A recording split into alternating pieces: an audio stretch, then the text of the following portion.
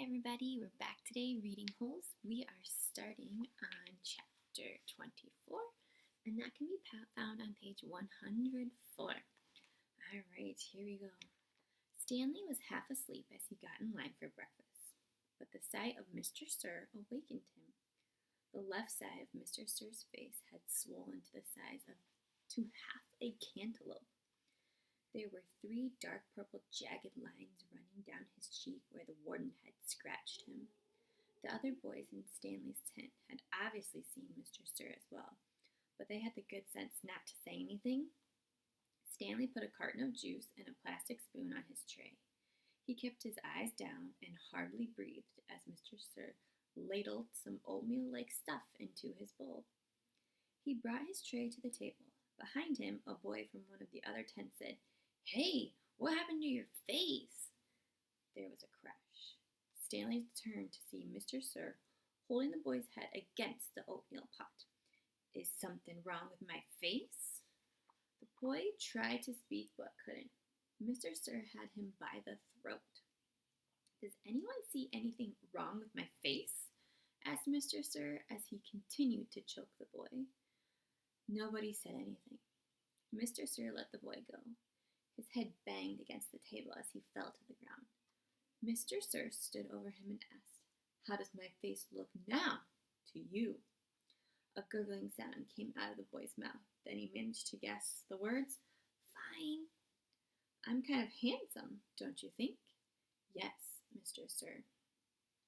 Out on the lake, the other boys asked Stanley what he knew about Mr. Sir's face, but he just shrugged and dug his hole. If he didn't talk about it, maybe it would go away. He worked as hard and as fast as he could, not trying to pace himself. He just wanted to get off the lake and away from Mr. Sir as soon as possible. Besides, he knew he'd get a break. "Whenever you're ready, just let me know," Zero had said. The first time the water truck came, it was driven by Mr. Pendanski. The second time, Mr. Sir was driving. No one said anything except, "Thank you, Mr. Sir," as he filled each canteen. No one even dared to look at his grotesque face. As Stanley waited, he ran his tongue over the roof of his mouth and inside his cheeks. His mouth was dry and as parched as the lake. The bright sun reflected off the side mirrors of the truck, and Stanley had to shield his eyes with his hand. "Thank you, Mr. Sir," said Magnet as he took his canteen from him. "You thirsty, caveman?" Mr. Sir asked. "Yes, Mr. Sir," Stanley said, handing his canteen to him. Mr. Sir opened the nozzle and the water flowed out of the tank, but it did not go into Stanley's canteen. Instead, he held the canteen right next to the stream of water. Stanley watched the water splatter on the dirt, where it was quickly absorbed by the thirsty ground.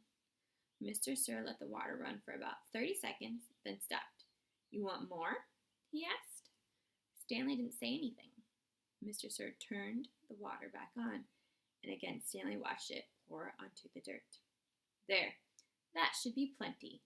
He handed Stanley his empty canteen. Stanley stared at the dark spot on the ground, which quickly shrank before his eyes. "Thank you, Mr. Sir," he said. "Oh, that wasn't very nice of Mr. Sir."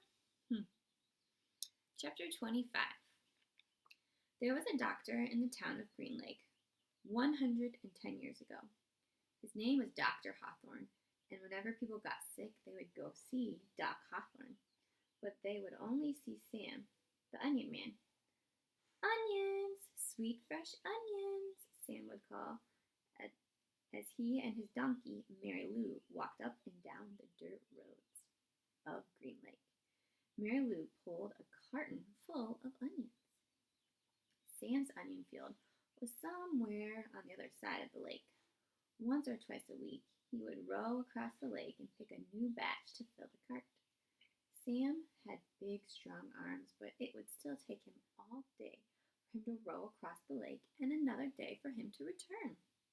Most of the time, he would leave Mary Lou in a shed, which the walkers let him use at no charge, but sometimes he would take Mary Lou on the boat with him. Sam claimed that Mary Lou was almost 50 years old. which was still is extraordinarily old for a donkey. She eats nothing but raw onions, Sam would say, holding up a white onion between his dark fingers. It's nature's magic vegetable. If a person ate nothing but raw onions, he could live to be 200 years old. Sam was not much older than 20, so nobody was quite sure that Mary Lou was really as old as he said she was. How would he know? Still, nobody ever argued with Sam, and whenever they were sick, they would go not only to Doc Hawthorne, but also to Sam.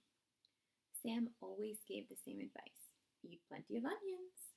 He said the onions were good for the digestion, the liver, the stomach, the lungs, the heart, and the brain. If you don't believe me, just look at old Mary Lou here. She's never been sick a day in her life. He also had many different ointments, lotions, syrups, and pastes, all made out of onion juice and different parts of the onion plant. This one cured asthma. That one was for warts and pimples. Another was a remedy for arthritis. He had a special ointment which he claimed would cure baldness. Just rub it on your husband's head every night when he's sleeping, Mrs. Collingwood, and soon his hair would be as thick and as long as Mary Lou's tail. Doc Hawthorne did not resent Sam. The folks of Green Lake were afraid to take chances. They would get regular medicine from Doc Hawthorne and onion concoctions from Sam. After they got over their illness, no one could be sure, not even Doc Hawthorne, which of the two treatments had done the trick.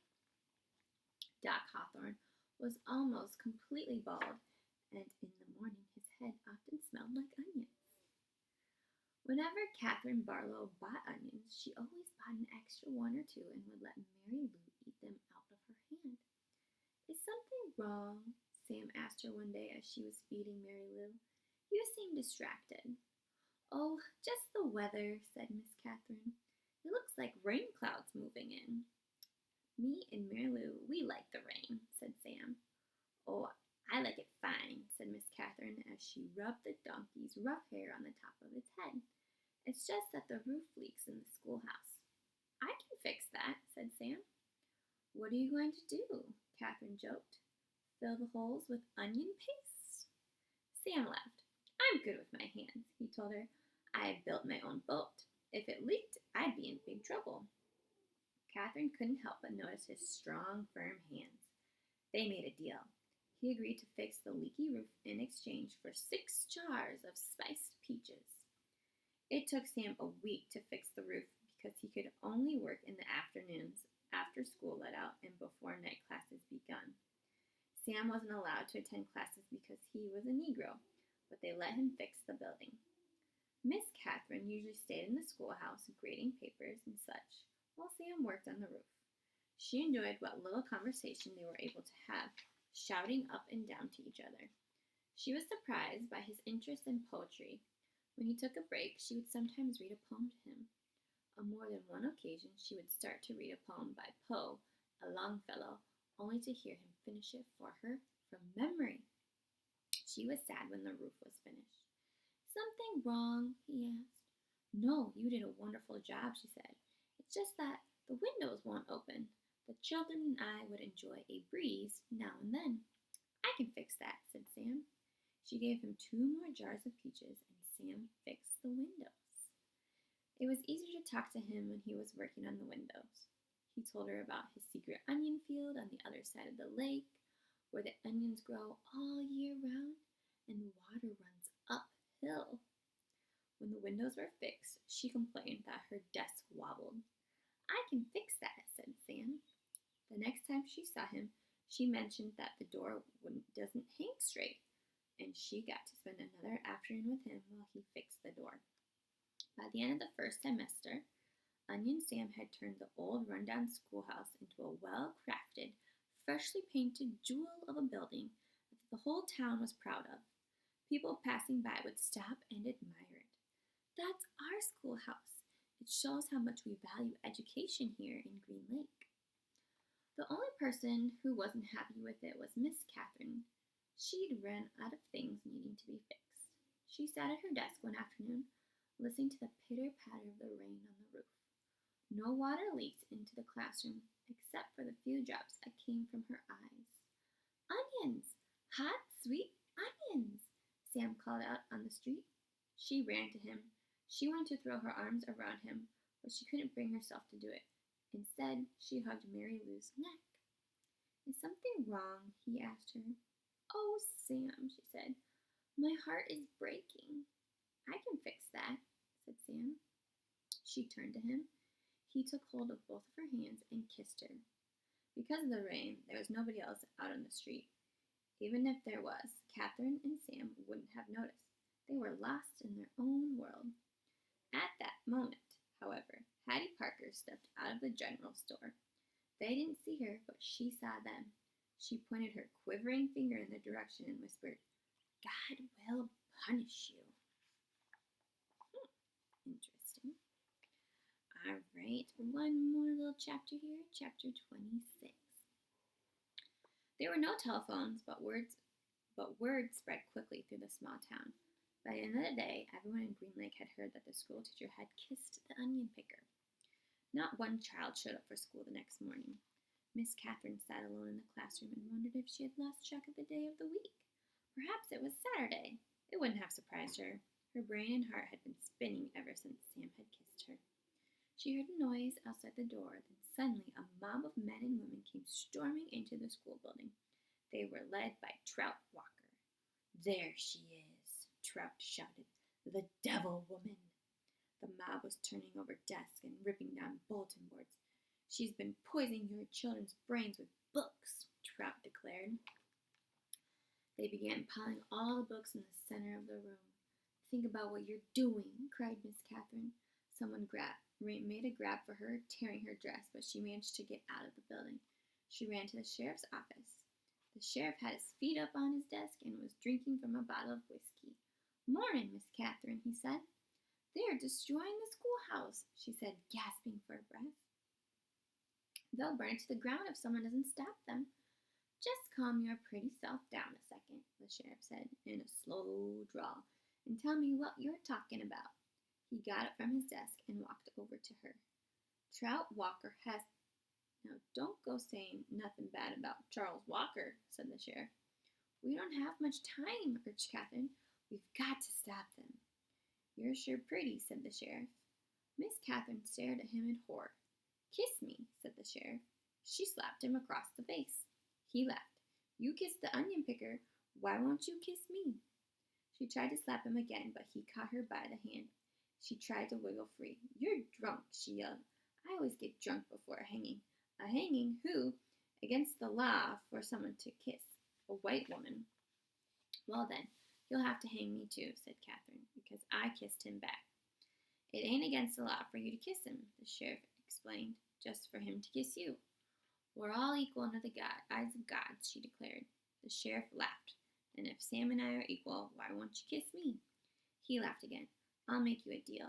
One sweet kiss, and I won't hang your boyfriend. I'll just run him out of town. Miss Catherine jerked her hands free. As she hurried to the door, she heard the sheriff say, The law will punish Sam, and God will punish you. She stepped back into the street and saw smoke rising from the schoolhouse.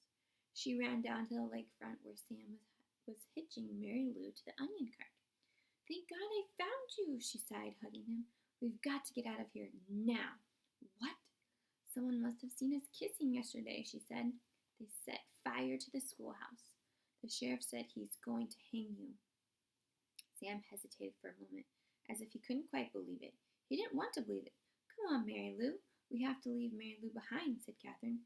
Sam stared at her for a moment. There were tears in his eyes. Okay. Sam's boat was in the water, tied to a tree by a long rope. He untied it, and they waded through the water and climbed aboard. His powerful arms rowed them away from the shore, but his powerful arms were no match for Trout Walker's motorized boat. They were a little more than halfway across the lake when Miss Catherine heard the loud roar of the engine. Then she saw the ugly black smoke. These are the facts. The Walker's boat smashed into Sam's boat.